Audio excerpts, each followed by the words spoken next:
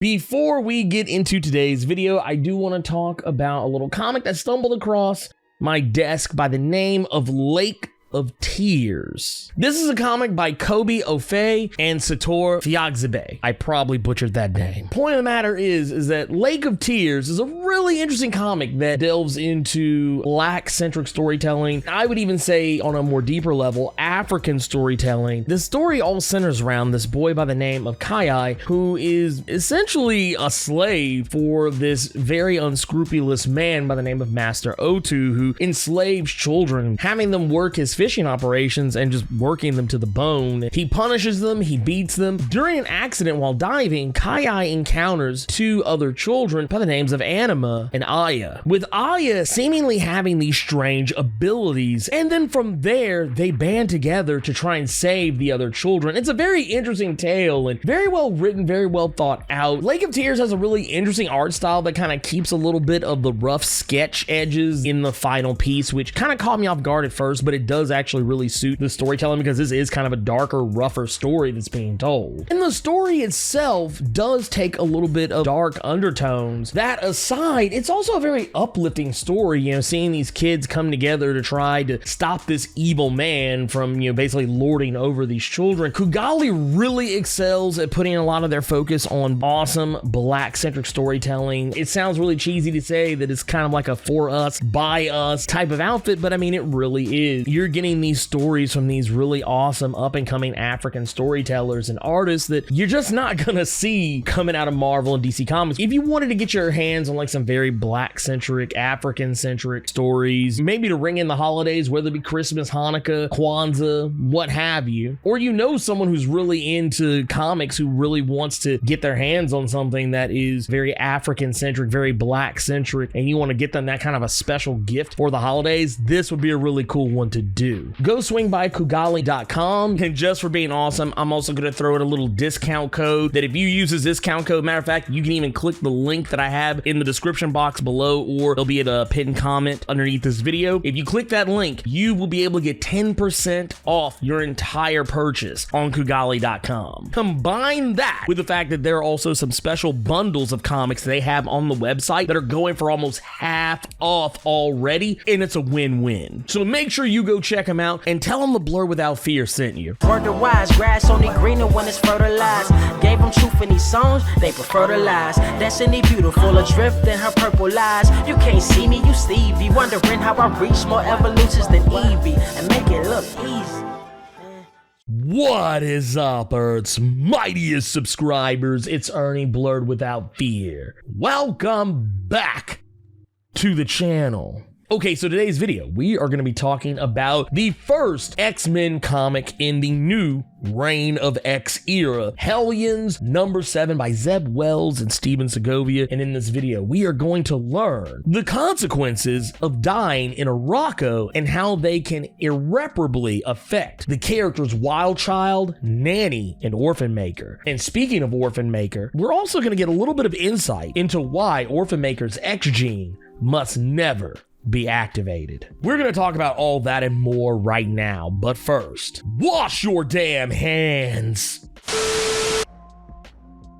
Okay, so Hellions is back, and I gotta admit, I'm so glad that we're kind of out of Ten of Swords because I feel like Hellions works best when it's not trying to tie in anything. Even though this is theoretically aftermath from Ten of Swords, we actually get to see Sinister begging and groveling, albeit very disingenuously, for his Hellions to be resurrected, acting so hurt, acting so offended at the fact that everybody is not all that concerned about whether or not the Hellions are being resurrected, even though he thinks that they're taking their sweet time doing it. They're actually already doing it. The Quiet Council is just letting him put on this whole dog and pony show, yeah, just for the yucks. But the thing is, the reason why they're actually being kind of quiet about it and not really telling Sinister exactly what's going on is because we do get confirmation, at least up to this point, as much as you can possibly get, that Wild Child, Nanny, and Orphan Maker did in fact die in Arrako. Now, when we did the Ten of Swords videos, I did talk about the idea of whether or not them dying in Arrako would actually make a difference in how they're resurrected, because dying in Otherworld means that you come back different. We've seen this with Rock Slide in X Factor number 4, and we are kind of given some hints of it in this book, though not told exactly how, that Gorgon came back different. So how did dying in Arrako affect Nanny, Orphan Maker, and Wild Child? Whereas Otherworld is the nexus of all the multiverse and reality. So being resurrected there means you come back as some weird random version of all the different possible versions of yourself, which that actually is going to be addressed a little bit in X Factor number 5. However, dying in Arrako is different because Arrako is a different environment. And now I think we're learning that being in different realms and realities based on how they're laid out and how they affect the people who live there, that may actually have more to do with your resurrection than anything else. You die on Earth, you're going to come back the way you were on Earth. But if you die in another realm, you're subject to that realm's rules. And Arrako is a harsh land. You see, the bodies of Wild Child, Nanny, and Orphan Maker, they were resurrected just fine without issue. But one thing that we notice in this is that they came back without Charles having to pull them out, without having to replace their consciousnesses back into themselves. They came back hardier. Wild Child is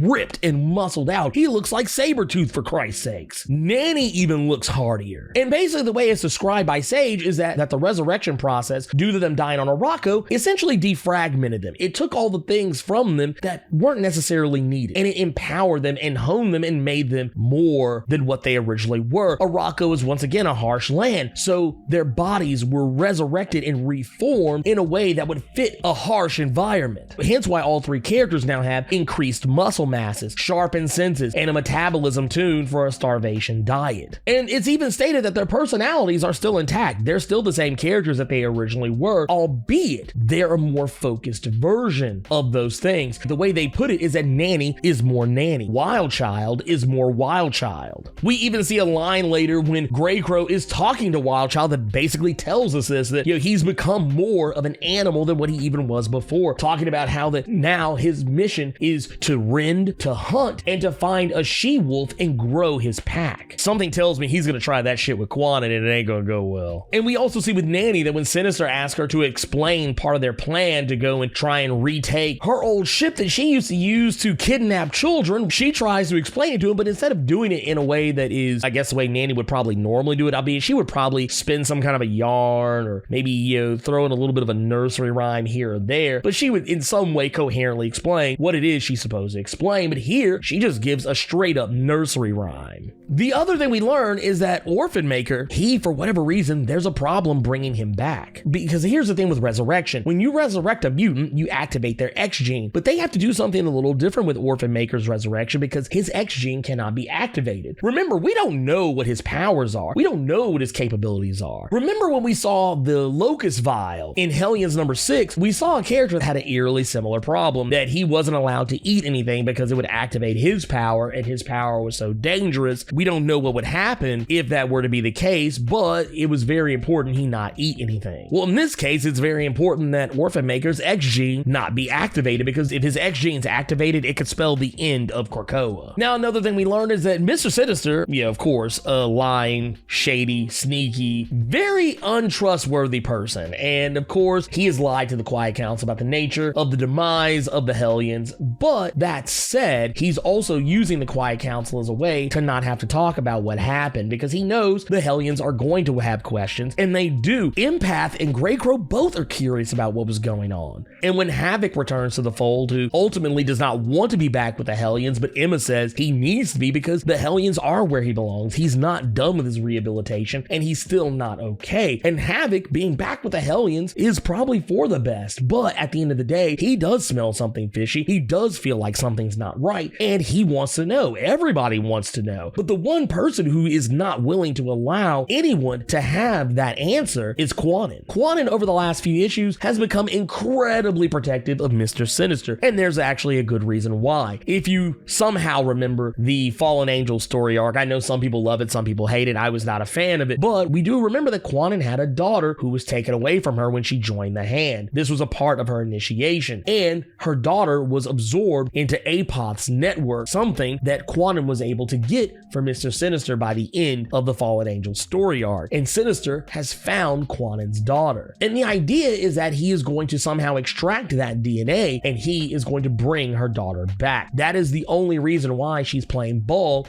with any of this. Now, when Havoc confronts Quanon about this, Quanon has no answers for him. She chooses to say nothing. She doesn't owe him an answer, and honestly, she will probably never give Havoc an answer about what was going on. Quanon is only here to fulfill the mission, crashing Sinister's jet with his AI, Clive, on board. She crashes it into the Wright's facility, who now have possession of Nanny's old ship. A facility that is using her old Smiley robots as Centurions to protect the base. Now, this part's actually pretty interesting because I don't really have any memory of these guys, but I do appreciate the fact that they kind of talk like the L-Core from the Mass Effect game series. Like, they tell you what their emotion is, you know, for as much as machines can have emotion. They're telling you what their emotion is, what their feeling is, and then they tell you what it is they're going to say. Like, case in point, agitated thought, subhuman swine. Agitated thought, die mutant scum. You know, like, they're basically telling you that this is what we think about what's going on right now, and this is what we're saying, so that you have context for our intentions. But as we talked about earlier, Wildchild and Nanny solo these Smiley androids that they end up coming up against. They even point out the fact that Nanny is actually